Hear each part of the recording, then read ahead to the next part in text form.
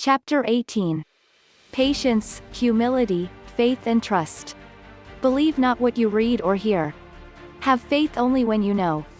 Experience oneness with the universal spirit. Only then will true faith be yours. Unselfish love, kindness, harmlessness. These things you can believe in. Trust only the universal spirit. Know that all things are right for those who do the will of God.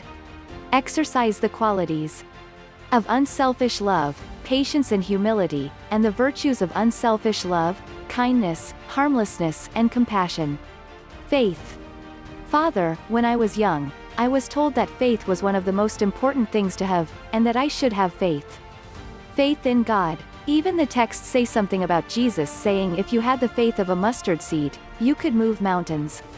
Yes, but mustard seeds have a great deal of faith, and one should not seek to compare oneself to the great mustard seed. I'm serious. Be serious for a moment, will you? Oh, yes, you are serious. I thought you were Peniel. Okay.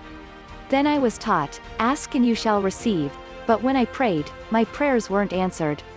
You know the old punchline to that, you got answered, but the answer was just no. Yeah, I was told that. But then why do they say you will receive? Then they gave me answers like, that only applies to certain things, or that I didn't have enough faith. One time when I was in a great deal of pain, I just prayed for it to go away, and it wouldn't. I started wondering what kind of God would not stop my pain, and that led to me thinking about all the suffering in the world, and eventually, led to me becoming an atheist. But you aren't an atheist now. And do you have faith? Faith in what? I know there is something, but I don't know what it is. I mean, I don't really know. You will someday soon, Peniel. That's what you have been working for. It is a premise of the ancient teachings that faith should not be blind. You were asked to have blind faith by those in your past. Your faith was based on believing in something you didn't know, so your faith was really nothing. We also teach that you should not have faith just because someone tells you that you should believe something, or programs your mind to believe something. Also, just because something is written in a book, doesn't make it true or real, and this should not be the basis of faith either. Too many people think just because it is written, it is so. Including the ancient texts and teachings? Definitely including them. They are but paper, leather, stone, words, ideas. And they are all for the interpretation by the limited intellectual brains of people in this limited physical life. Instead, the children promote direct experience, that will result in faith. To put it into one statement, experience oneness, God first, then have faith. Then you will have true faith, naturally. In that sense, when I think about it, I guess I do have faith that God exists. Because I have directly experienced, at least touched, the universal consciousness for a moment. So at least I know it exists, and still have faith that something exists that is far more immense. As we said before, when you are out of the physical body, and away from its limitations of consciousness, you can have a greater understanding and knowledge of things than you can when your consciousness is locked into the physical. This doesn't mean you have to die. It can be experienced during deep meditation or an out-of-body experience. In such a high state of consciousness, you can experience oneness. But when you come down to your normal state of consciousness, you don't retain the direct knowledge or experience. Once you have touched and experienced these higher levels of universal consciousness though, you can have a knowingness of what you experienced. At that point, even though you no longer directly experience total oneness with all, you know that such exists, and you know that there is more than you are aware of. This is when it is appropriate to have such faith. That is what you have. But there is much more when you finally do have a death experience, and achieve enlightenment. Then you become part of it, and it stays with you. Once you know yourself that there is a God, and a saintly hierarchy, a force that flows and interweaves with all things, and can guide all things, and you are guided and part of it all, then you can have true, total faith.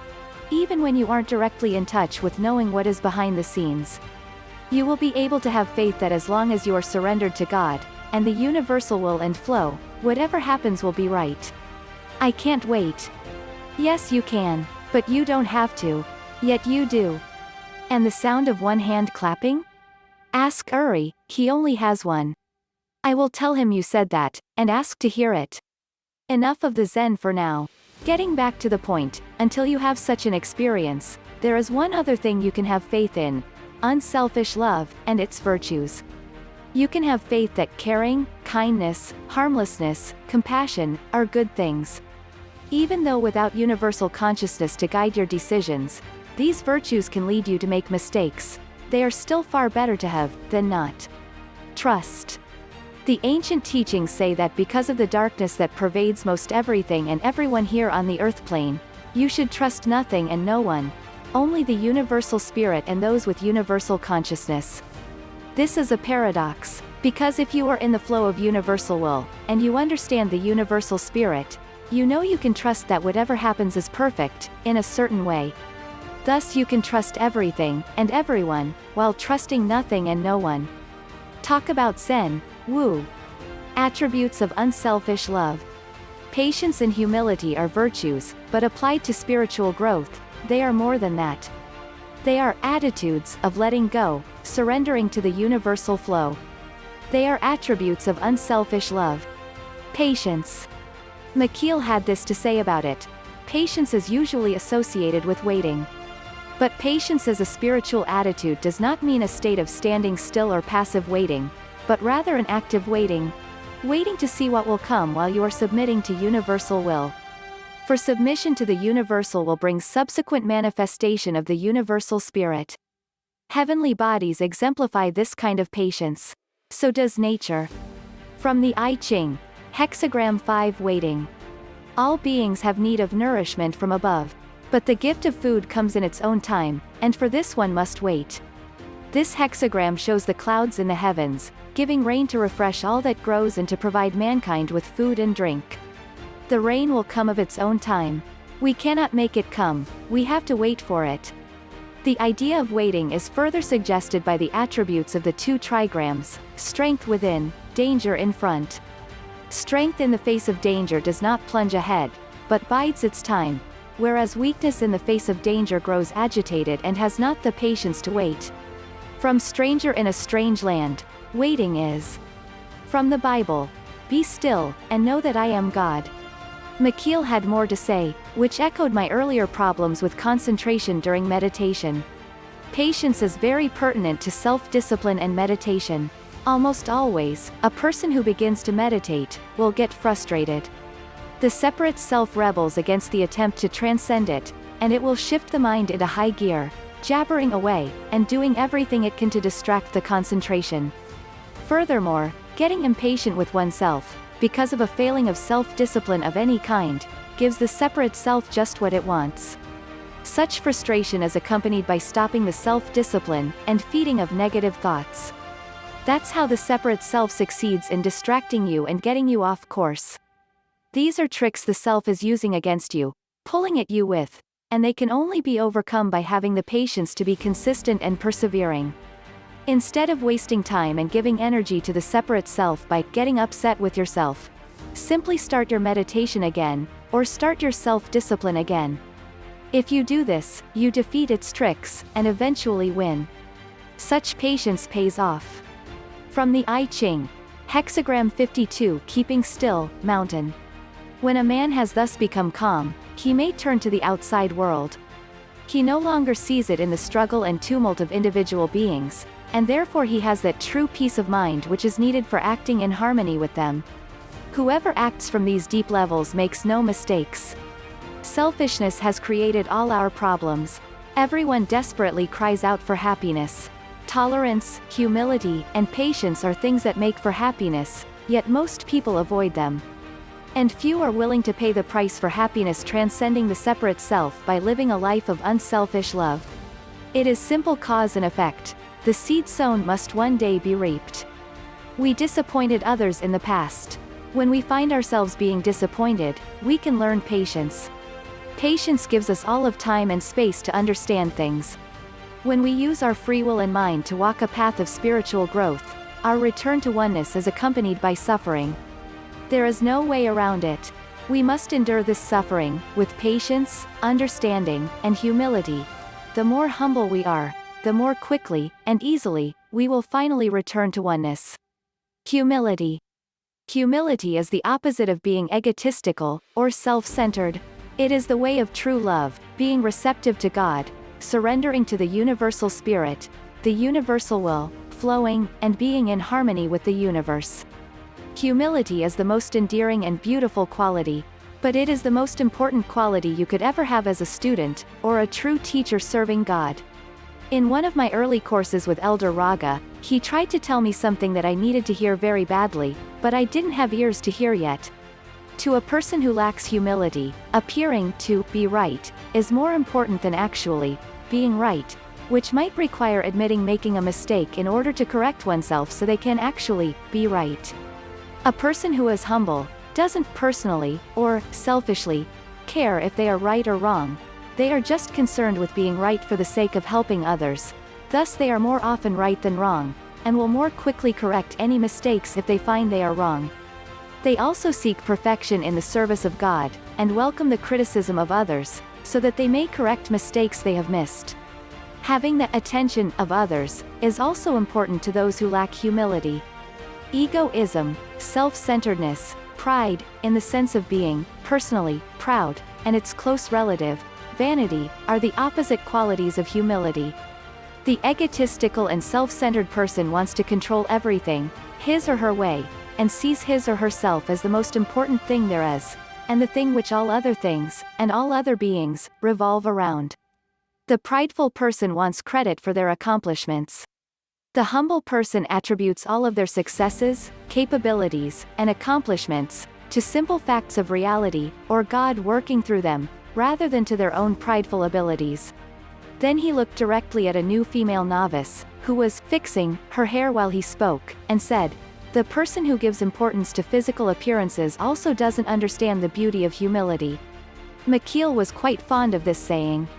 Rather than the egotistical attitude of the separate self, which is one of being a great mountain, humility is having an attitude of being a receptive little valley. Nature wears down the great mountain, and fills the valley with rich topsoil, lakes, and abundance. Thus, a person who is truly humble, and in need, cannot be passed by, and is made great by God. Saint's favorite reference to the subject was, "Nature abhors a vacuum." My old Zen archery teacher's favorite saying was, "A cup must be empty, before it can be filled." A humble person who is not full of their own self-centered thoughts and information, is able to be filled with wisdom from the universal spirit. A person with a humble attitude, learns very quickly, adapts to situations easily and quickly, flows with whatever changes are presented to them by life or people, and can communicate and relate to others better than anyone else. Why? Simply because they get out of their own way. They get their self out of the way of dealing with the rest of the world and reality.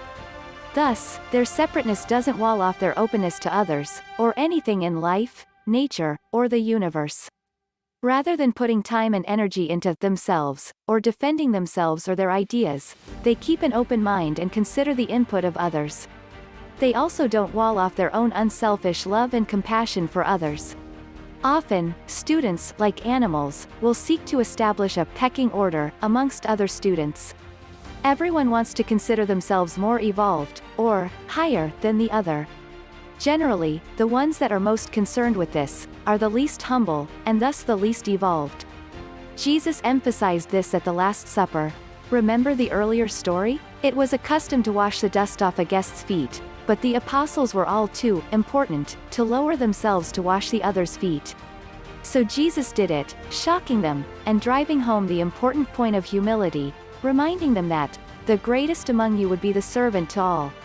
In the end, those who make it their priority to be number one will be the last, and those whose priority is to be humble will be number one, and not care whether or not they are number one.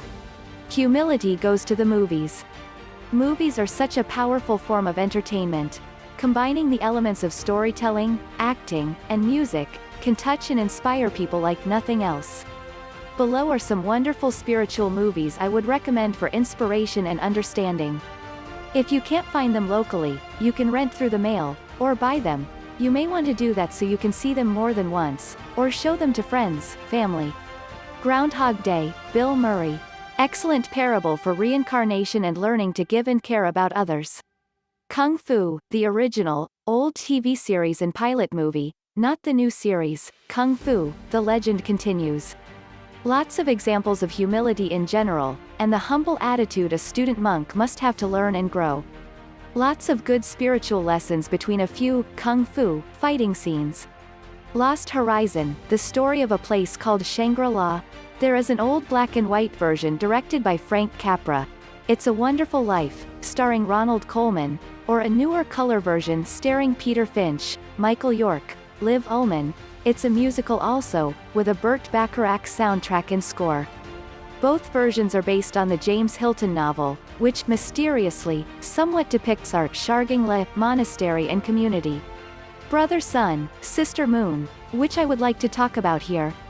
Brother Sun, Sister Moon, was beautifully filmed by the famous Italian director Franco Zeffirelli, Romeo and Juliet, and has a soundtrack by Donovan. It is the story of Saint Francis of Assisi. It contains many examples of humility, but the scene where Claire expresses her realization of humility to Francis is one of the nicest examples. Francis has long ago left behind the normal world, and lives a simple life as a beggar monk, serving God and attending the poor and infirm, outside the city. Even though Claire is an exceptional person, and even prior to Francisco's, Saint Francis, changes, she cared for the lepers who were exiled from the town. She has not dedicated her life to serving others, or to God. And while there was an obvious bond and attraction between Claire and Francis, and an appreciation of his changes and work, she nevertheless remained with her wealthy family in the city.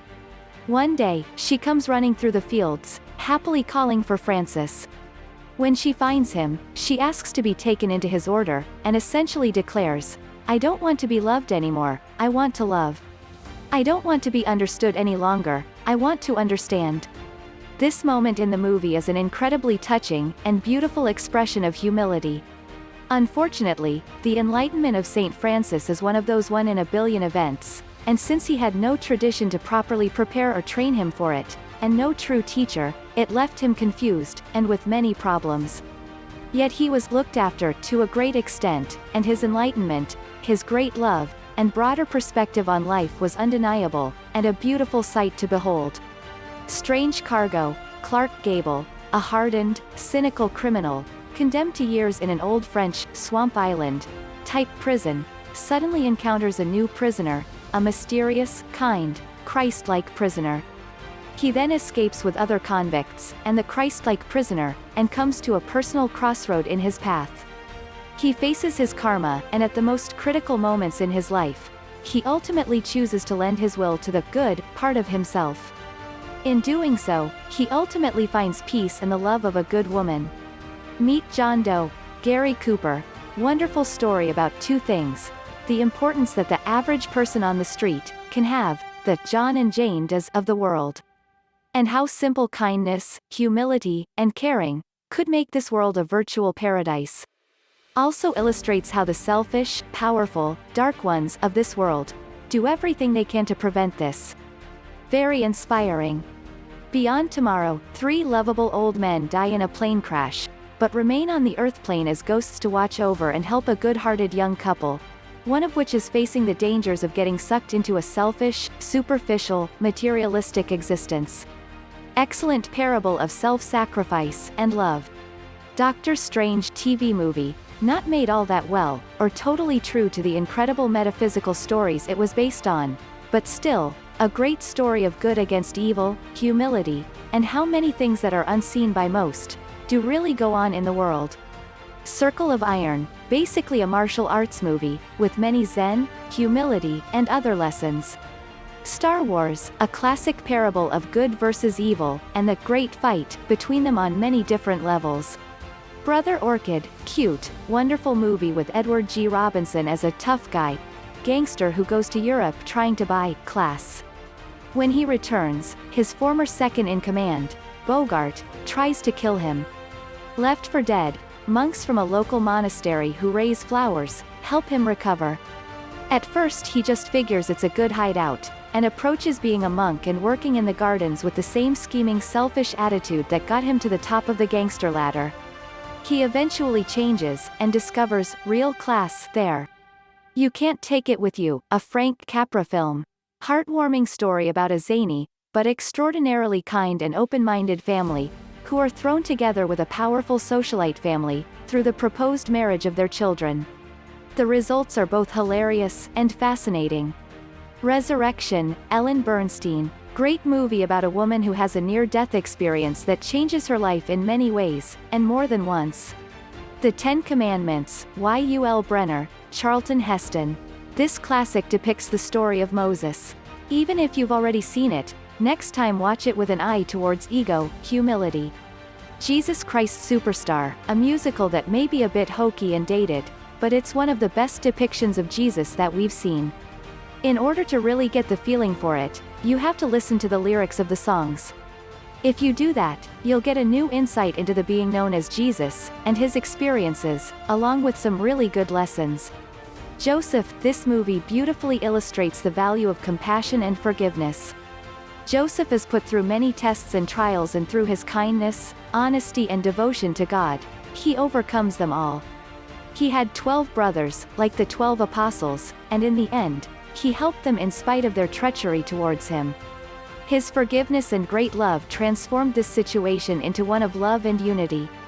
And the rains came. This takes place in India in the early 1900s. Myrna Loy plays a dissatisfied, rich and superficial woman who is visiting there. Tyrone Powers plays a kind doctor. A huge rainstorm hits, and major floods wash over the land, killing many people. The special effects are quite good considering it's an old film. Next, a plague hits them, and even more people are dying. One of the nicest things about this film is seeing Myrna Loy evolve and become a caring person. She begins taking care of the sick and dies herself. Great, soulmate, movies. Since we're on the subject of movies, we may as well mention a few exceptional, soulmate, spiritually romantic movies. Peter Ibbotson, Gary Cooper. After being separated from his soulmate as a child, Peter, accidentally, finds her as an adult. He unjustly ends up imprisoned for life, yet their mutual dreams bring them together every night, until they finally join together forever. Portrait of Jenny, a supposedly true story, surrounding a painting bought by the filmmaker. A tale of a ghostly girl with a beautiful spirit, who appears at different ages as she grows up, crossing over different time zones to be with her soulmate. Her soulmate was a starving artist, whose only remarkable painting was his portrait of Jenny. Somewhere in Time, Christopher Reeves. Jane Seymour. Wonderful story, in which he realizes his soulmate lived in an overlapping, earlier time period, in which he had already hypnotized himself to travel back in time to be with her. And so he does it again. Paradoxical, very romantic. Sticks and Stones. The opposite side of the coin to the "I'll scratch your back if you'll scratch mine" kind of love that most people have, is the "I won't scratch your back if you don't scratch mine" polarity. People sometimes refuse to love or care about someone who doesn't love or care about them. Even people who have spiritually grown significantly, and are generally more loving, compassionate, and caring to most people, can shut down if someone dislikes them, or they even just think that someone doesn't care about them as much as they want them to, or expect them to. This is a sad and serious predicament, because most people don't love or care about others. So you'll have to scratch almost everyone you meet off your "who to care about" list. And if they never find anyone to care about them, how will they ever start caring about others?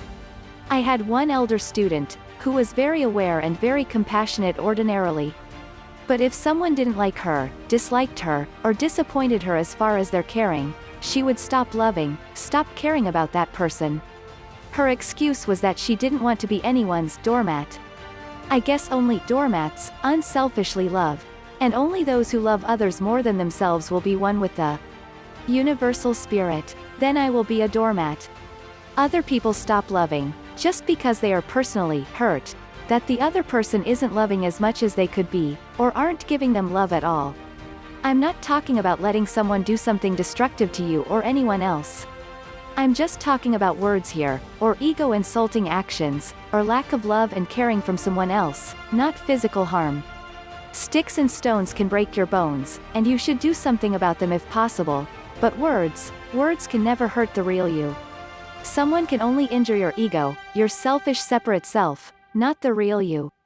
And if you are truly humble, there is no target for the arrows being slung by someone else's separate self. If you can be offended, how can you help someone else? People you want to help will sometimes deliberately try to offend you, just to defend their separate self. But when you are unselfishly loving, it doesn't matter what someone thinks about you, or says about you. You see them as an upset child who needs love. You realize that the reason they are striking out at you is because they have problems that need healing and transcending, problems that need your love and help. Sure, it hurts, and it can make you sad when someone you love doesn't love you. But not loving them isn't going to help you, or them. Whereas continuing to love them, even through your own pain, just might. My piece of humble pie. You cannot really learn unless you're humble. Period. You cannot grow unless you are humble. Period. To be humiliated, which is often looked at as a bad thing, is a great goodness. Being appreciated, given attention to, glorified, praised, those are harmful to humility. Humiliation could be the greatest gift someone could give to you. To be willing to be a fool, and to really see and admit mistakes, and shortcomings, is what makes true greatness in anything. Like I mentioned earlier, when I was young, and first discovered and went to the monastery, I was thrilled. But I was a very egotistical young man. My separate self was proud and strong. I thought I was great. I was sorely lacking in humility. And I didn't think there was really very much anyone else could teach me. This was all, secretly, of course, inside me, semi-subconsciously. As it is in many spiritual orders, it is tradition to take or be given a new name when one starts their new monastic life. I had been bugging Zane for a name for quite some time, and he seemed to avoid it. But finally he gave it to me. He recognized my monstrous ego, and gave me an appropriate name. No, it wasn't Godzilla or Frankenstein. It was the name of a character from history. It was a very famous ruler, and depending on how you looked at it, a great and powerful leader. But this character was someone whose ego was so great, that he thumbed his nose at God. I didn't know that at the time. Zane told me to go to the library and look the person up, and that there were many rulers of the same name. He said that because they all had the same name, and he wouldn't tell me which one I had been, I would have to figure out for myself which one of them I was. Of course, I chose the one who sounded the greatest.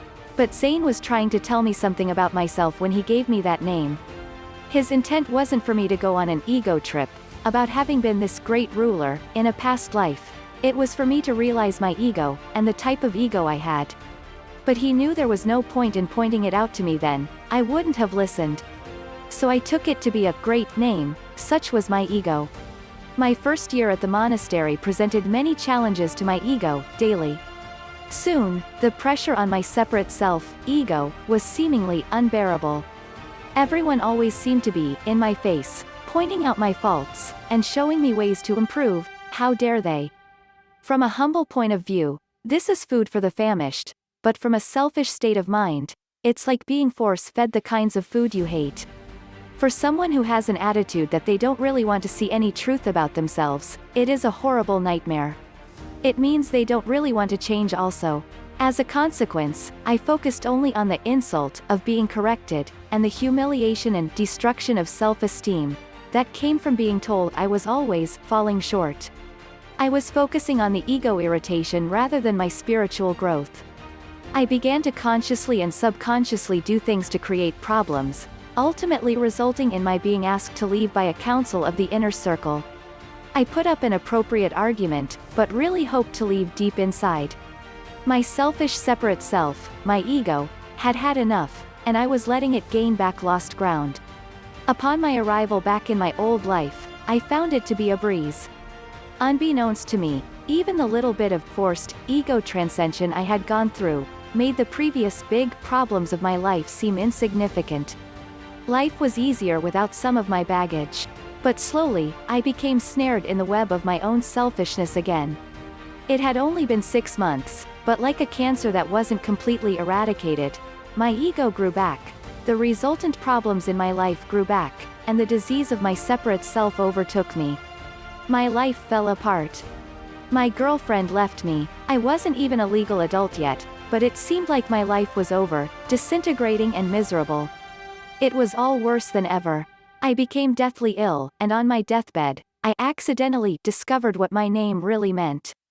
I saw the historical character I was named after, being played in a movie on TV as I laid in bed with a fever. It was God revealing it to me. What a monumental egoed out jerk the guy was. The realization of my grand egotism hit me like a ton of bricks. I finally saw myself, and all its bull glory. I called a Native American healer I knew, who helped me with my illness. I rapidly recovered, and returned to my teacher. I couldn't communicate with Zane as well as I would have liked. I was still a puppy, and my newfound humility, and new respect for him, made it difficult to express myself well at the time. But I told him something like, I had realized that if I could only be as great as his little finger, I would be greater than my entire being, and I would be able to accomplish much more. I told you it wasn't a very good expression. Regardless of the lousy analogy, he understood my humility, took me back, and I began my real growth, and it happened fast. This time, I wanted to change, I wanted to give, and I welcomed any chance to see myself so I could get better. Thus, this time it was very easy in comparison. One day, I was sitting in meditation, in a room adjacent to where Zane was eating and speaking to a small group of his elder monk students. I was already feeling elated in my meditation. My newfound humility had transformed something inside me, and all of a sudden, my kundalini shot up my spine and filled me with the light and love of God. While this was happening to me, Zane got up from his meal, came up to me, touched the energy coming out of the top of my head, and gave me a new name. He will be called Penil. He is now my eldest. I didn't bother asking at the time what it meant. I was too high from being full of bliss and spiritual energy to care. In fact, I never asked, it just came to me one day. Ironically, I later found out that the bigger the ego, the more powerfully one can manifest the universal spirit, once that ego becomes a servant of the universal spirit. How appropriate. Now, do you want to have a hard time, and protect your ego so others will think you're right all the time? Or do you want to have an easy time, and be humble and become truly right all the time? Do you want others to think you're great, or do you want to be great? You're free to choose, and you will live with the consequences of any choice you make.